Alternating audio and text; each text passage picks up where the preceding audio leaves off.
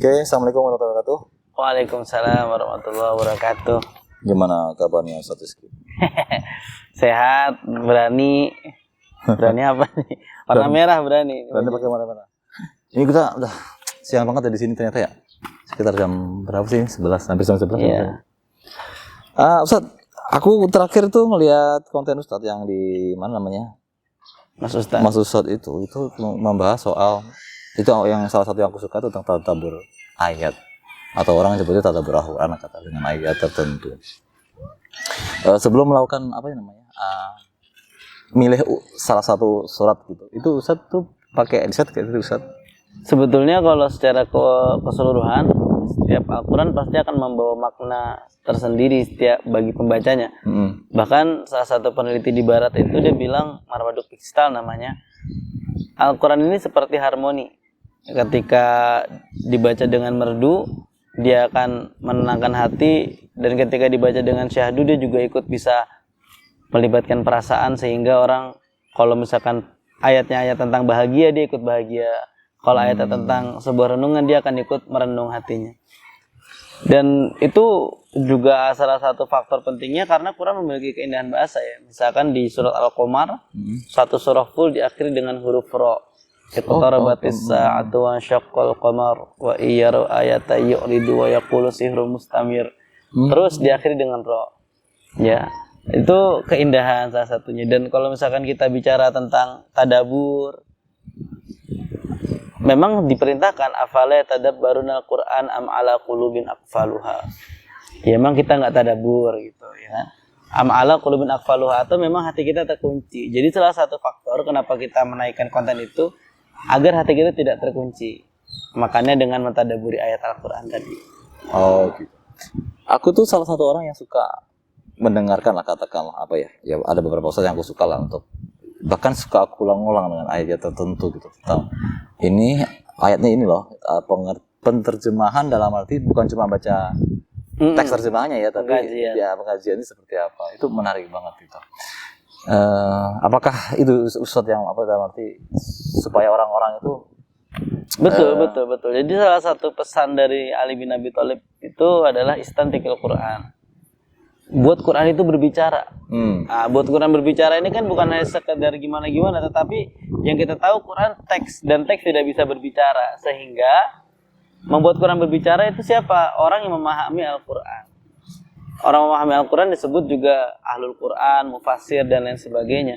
Nah, di situ saya akan menyampaikan beberapa pandangan-pandangan Mufassir tentang ayat yang akan dikaji. Misalkan begini, dalam hidup manusia itu mesti ada fase di mana dia merasa letih, merasa lelah, merasa kalah dengan kenyataan.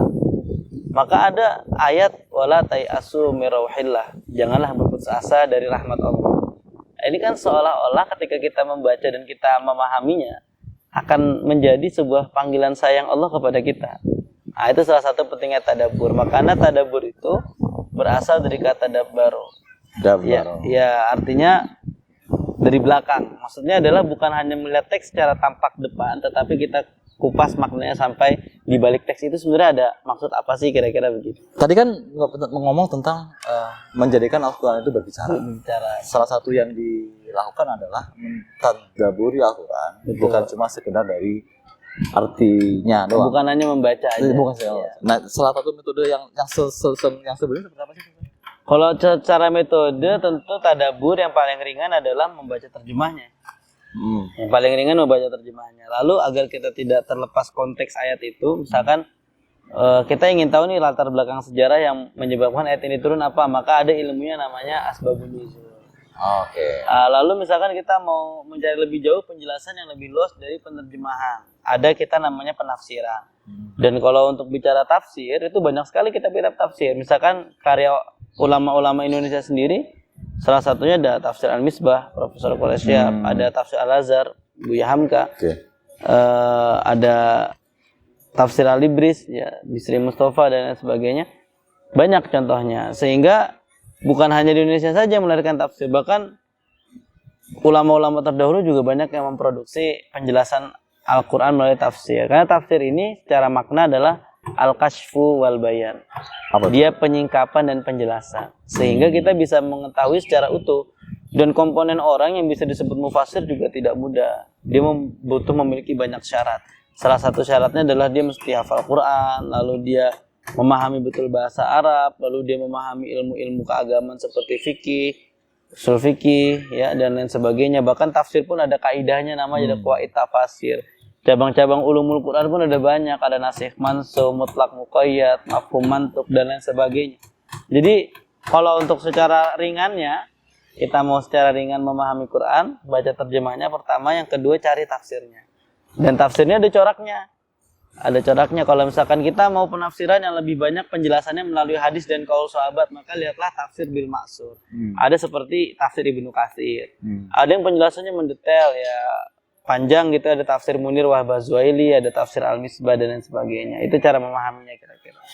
Oke Ustaz.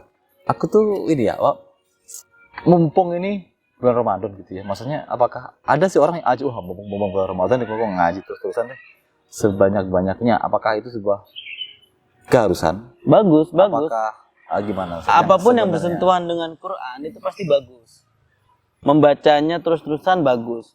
Membaca tanpa tahu makna juga bagus. Artinya tilawah sendiri itu secara definisi, Quran saja secara definisi disebutnya muta'abbad bitilawati. Membacanya itu adalah dihitung ibadah. Membacanya dihitung ibadah. Iya, apalagi Nabi juga bilang ketika satu huruf diberikan ganjaran 10 kebaikan. Setiap huruf ya, alif satu huruf, lam satu huruf, mim satu huruf. Jadi ketika dia membaca, bahkan jika membacanya terbata-bata, tidak ada masalah. Yang penting orang yang membaca terbata-bata ini dia punya rutinitas memperbaiki bacaan hafalan. Akan menjadi berbeda ketika dia sudah tahu tidak bisa tapi tidak ada rutinitas belajar. Ini repot. Yang penting adalah dia harus punya rutinitas belajar, lalu dia terus membaca Quran tadi. Karena yang penting adalah tadi ada rutinitas belajarnya. Nah, setelah itu ketika dia punya rutinitas belajar, maka kan kualitas bacaannya perlahan akan upgrade.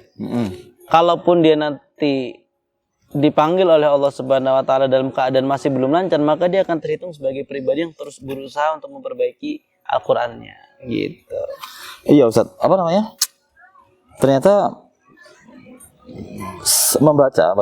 kalau ternyata membaca doang itu sudah dapat hitungan pahala. Bagaimana dengan orang yang menghafal terus mempertahankan hafalannya?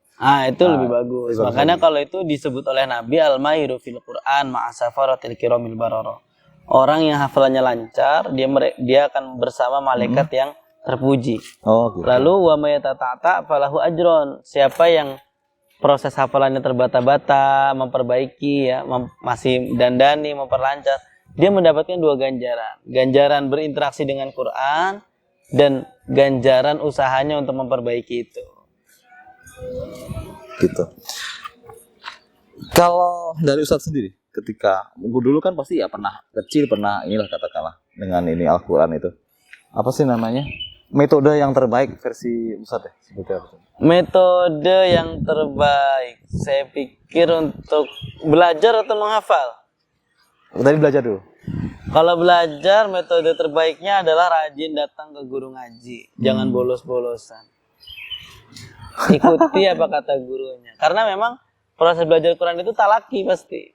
Talaki musyafahah, dia harus ketemu lalu melantunkan bacaan Qurannya itu. Seperti apa yang sebagaimana yang dicontohkan lalu dia menirukan. Itu metode yang dilakukan Nabi juga seperti itu. Ketika bacaan Al-Quran disampaikan oleh malaikat Jibril, ya Nabi harus mendengarkan dulu. Fa idza qara'nahu fattabi Qur'ana. Kalau dibacain dengerin dulu. Lalu ikuti bacaannya. Jadi ketika Nabi sudah dibacakan, dicontohkan, baru Nabi membacakan kembali ayat itu kepada malaikat Jibril. Setelah diverifikasi, ditashih, baru Nabi bisa mengajarkan ke para sahabat. Nah, para sahabat pun menyetorkan bacaannya lagi ke Rasulullah SAW. Seterusnya begitu sampai ke sahabat ngajarkan tabiin ngajarkan tabiin sampai kepada kita semua. Itulah yang disebut namanya keilmuan yang bersambung atau sanad. Ada rencana ini nggak sih, Ustaz? Apa sih namanya? Murojaah itu nggak sendirian gitu? Apa ada temennya atau gimana ke depannya?